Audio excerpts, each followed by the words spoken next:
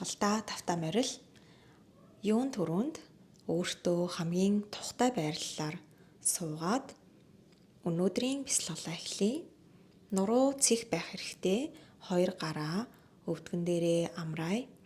Гарын алгаа дээш нь харуулъя. Нуруу хит хотоохгүй, бөхтөхгүй, яг өөрийнхөө натуралаараа тэгшхэн сууя. За энэ үед бид нар илүү эерэг энергийг өөртөө дуудах боломжтой болдог. За маш зөөлнөөр нүдээ аний. Нүдээ анихтаа зэрэгцээд бүх төвлөрлөө өөрийнхөө биений дотгошоо чиглүүлье. Таны махан биеэс дотгош ертөнц байна. Таны биеэс гаднах хэсэг бас нэг ертөнц байна. Бид гаднах ертөнцид маш их анхаарлыг хандуулж амьдралаа өнгөрөөдөг. Дараагийн хэдхэн хором дотор ертөнцөө нэг бүрчлэн ажиж үзье.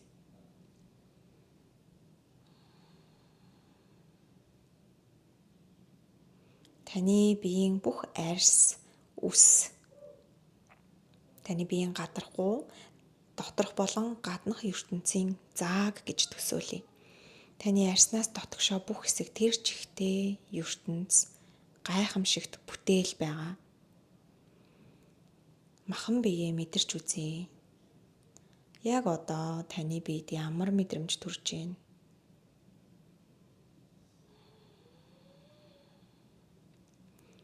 За амьсгалаа чагны зөөлөн урт амьсгал хамраараа авъя.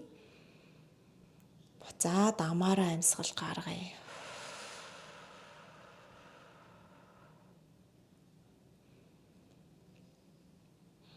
За үргэлжлүүлэн хамраараа амьсгал аваад амаараа амьсгалаа гаргая.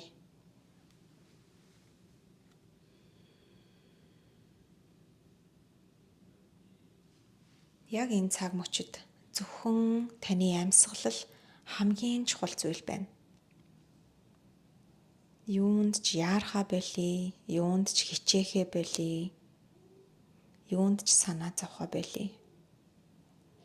Зөвхөн амьсгалаа өөрийн бүх анхааралтаа төвлөрүүлье.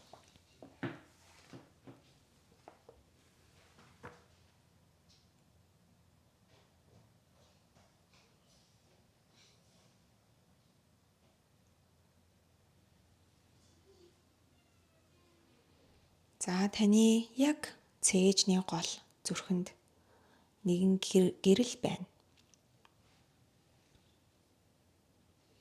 За таны яг цээжний голд зүрхэнд нэг гэрэл байна.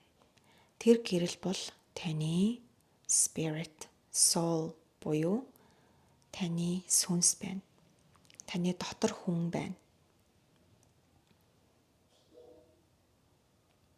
Одоо та тэрхүү гэрлийг ураад өөрийнхөө тархи руу авчирч ийн гэж төсөөлье. Зөөл нүрээ нэмсэглэн тархи руугаа авчирч ийн. Таны тэр тархинд бодолд гэрэл ирээд суулаа. Одоо та түүнээс чи яг үнэндээ юу хүсэж байна вэ? Энэ амьдралд юу хүсэж байгаагаа надад нэг бүрчлэн харуулаач гэж хүсье. Таны дотор хүн юу хүсдэг юм бэ? Ямар ч шүүлтүүр хэрэггүй, ямар ч дэс дараалал, ямар ч эмх цэгц, ямар ч шүүлтүүр хэрэггүйгээр зүгээр л өөрийнхөө дотор хүнээс гаргаж үзүүлж буй бүх хүслийг бодож үзье. Яг таны амьдралын өнөөдрийн энэ цаг мөчид таны дотор хүн юу хүсэж байна? Танд юу харуулж байна? Харуулж байгаа бүхнийг хүлээж авъя. Амьсгалаа үргэлжлүүлье.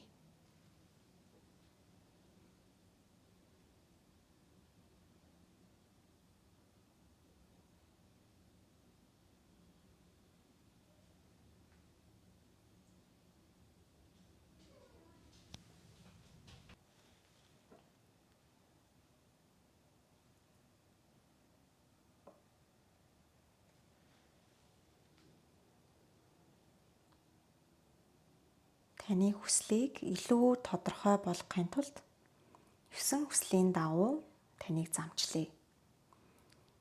1-р эрүүл энхийн хүсэл. Та эрүүл мэнд талаасаа өөртөө юу хүсэж байна вэ? Таны дотор хүн юуг танд хэлж байна?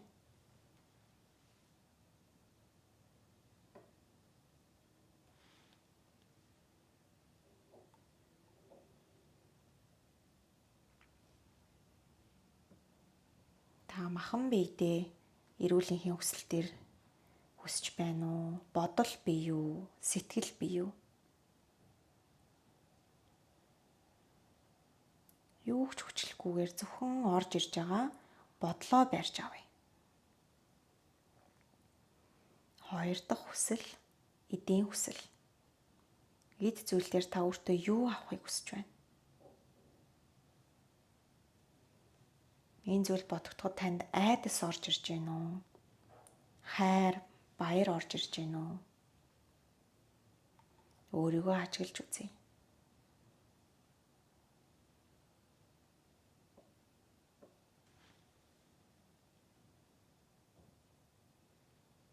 3 дахь хүсэл, боловсролын хүсэл.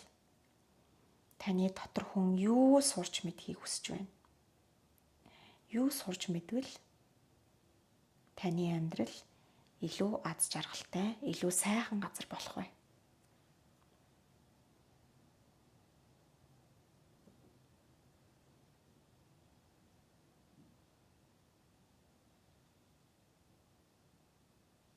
Дөрөвт хүсэл, амдын хүсэл. Та өөрийгөө ямар найз нөхдөөр хүрээлүүлэхийг хүсэж байна? Бизнесийн түн шүү. Хамтдаа дасгал хийх хүн үү? Зүгээр л сэтгэлээ онгойлгоод ярих найз уу? Танд яг хэн хэрэгтэй байна вэ?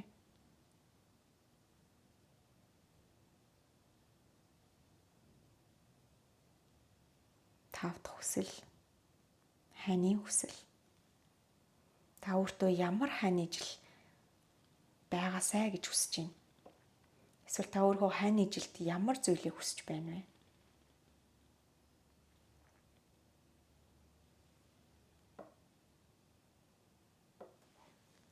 Дахин сануулъя.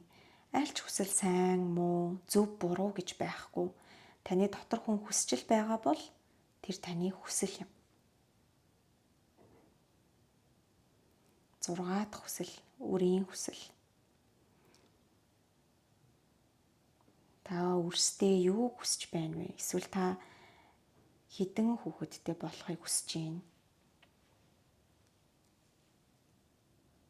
Ямар хүүхэдтэй байхыг хүсэж байна?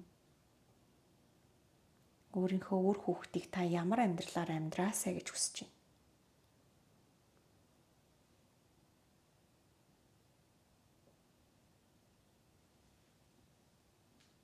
7 дахь хүсэл, эзэн эрхийн хүсэл. Та ямар мэргэжлэр ажиллахыг хүсэж байна? Яг ямар компани, эсвэл та өөрийн хувийн бизнесээ бий болгох уу? Таны дотор хүний хүсэл танд харуулж буй дүрслэлийг ажиглаж үзье. Та өөрийгөө юугаар бусад хүмүүст хүлээн зөвшөөрүүлэхийг хүсэж байна? Та ямар чадвараараа бусдад туслахыг хүсэж байна? Та ямар ажил хийж өөрөөрөө бахархахыг хүсэж байна?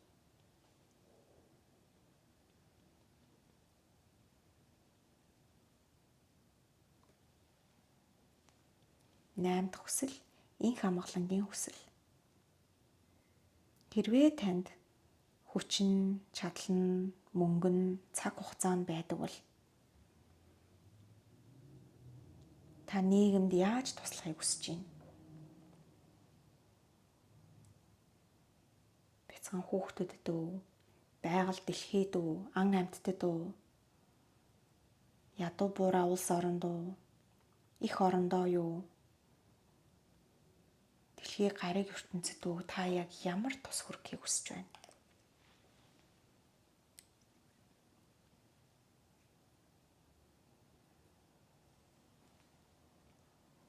ёс дөх хүсэл, мөнхийн хүсэл. Та энэ хорвоод мэндэлжээ. Та өнөөдрийг хүртэл амьдарчээ. Ирээдүйд та ямар нэрээр өөрийгөө дуурсгахыг хүсэж байна? Таныг хүмүүс юу гэж дурсаасаа гэж хүсэж байна?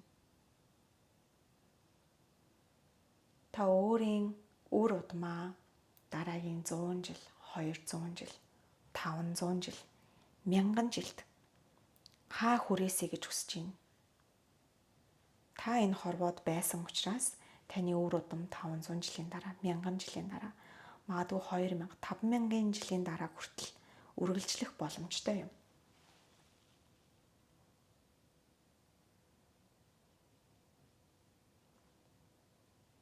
За эндээ сайхан гүн амьсгал авч гаргая.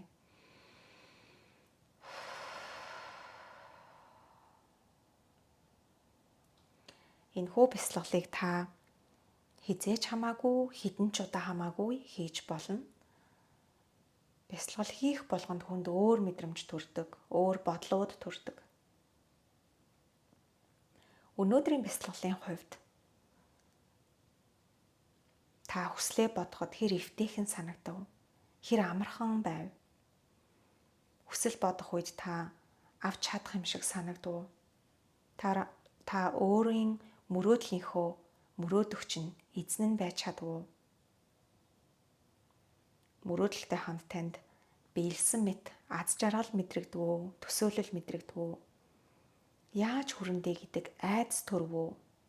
Хүрч чадахгүй болов уу гэдэг айдас төрв үү? Өнөөдрийн бидний бясалгалын зорилго ердөөл та өөрөө өөрийгөө илүү ойлгох юм. Та мөрөөдөж чадаж байна уу? Мөрөөдөлт нь таныг айлгаж байна уу? Мөрөөдөлт нь таныг аз жаргалтай болгож байна уу?